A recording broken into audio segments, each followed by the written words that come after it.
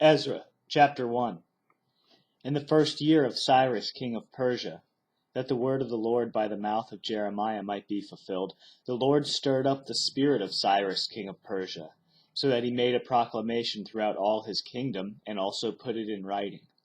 Thus says Cyrus king of Persia, the Lord, the God of heaven, has given me all the kingdoms of the earth, and he has charged me to build him a house at Jerusalem, which is in Judah.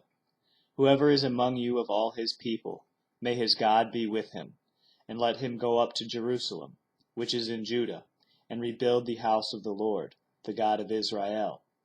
He is the God who is in Jerusalem.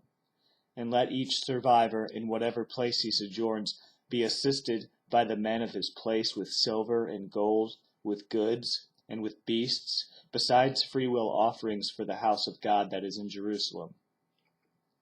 Then he rose up the heads of the fathers, houses of Judah and Benjamin, and the priests and the Levites, everyone whose spirit God had stirred, to go up to rebuild the house of the Lord that is in Jerusalem. And all who were about them aided them with vessels of silver, with gold, with goods, with beasts, and with costly wares, besides all that was freely offered. Cyrus the king also brought out the vessels of the house of the Lord that Nebuchadnezzar had carried away from Jerusalem and placed in the house of his gods. Cyrus king of Persia brought these out in the charge of Mithridath the treasurer, who counted them out to Sheshbazzar the prince of Judah.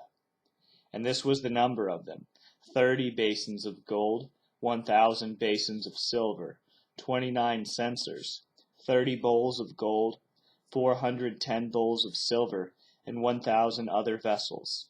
All the vessels of gold and of silver were 5,400. All these did Sheshbazzar bring up when the exiles were brought up from Babylonia to Jerusalem.